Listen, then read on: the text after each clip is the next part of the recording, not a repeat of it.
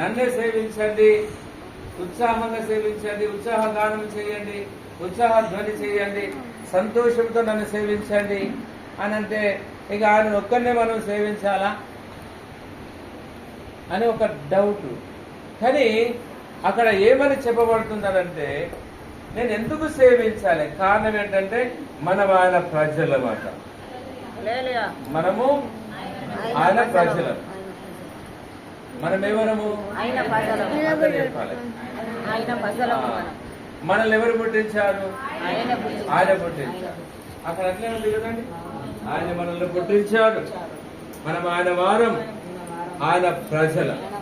కనుక మనల్ని పుట్టించింది ఆయనే, మనలను కన్నది ఆయనే. నేను కన్నని అంటాడు కదా, మనల్ని కన్నది, మనల్ని పుట్టించింది ఆయన. మనల్ని అక్కడ పుట్టించెను అని ఉన్నది, కింద పుట్టినట్లు ఏమన్నది? సృజించెను అని.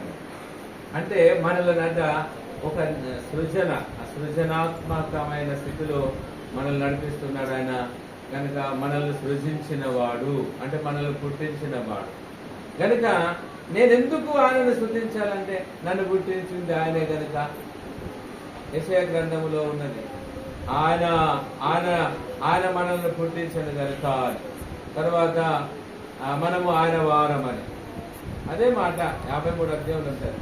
కనుక మనం ఆయన వారమే. ఎన్ని రోజులు నువ్వు నమ్మినా నమ్మకపోయినా ఆయన వారే. ఆ సంగతి మనం ఎదగాలని చెబుతున్నారు అన్నట్టు. కనుక మనల్ని పుట్టించింది ఆయన.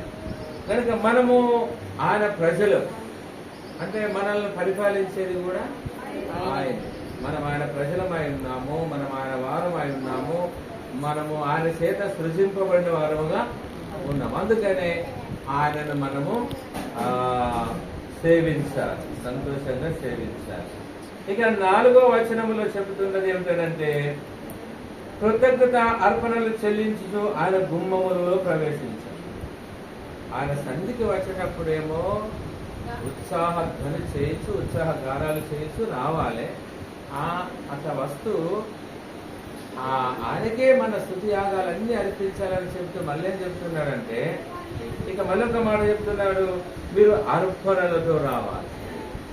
ఎట్లా రావాలంటే అర్పణలు అంటే కృతజ్ఞత అర్పణలు చెల్లించాలి. ఒక ఒక ఒక అర్పణ గురించి చెప్పండి మీరు. ఎవరైనా చెప్పండి, ఏమిస్తే దేవునికి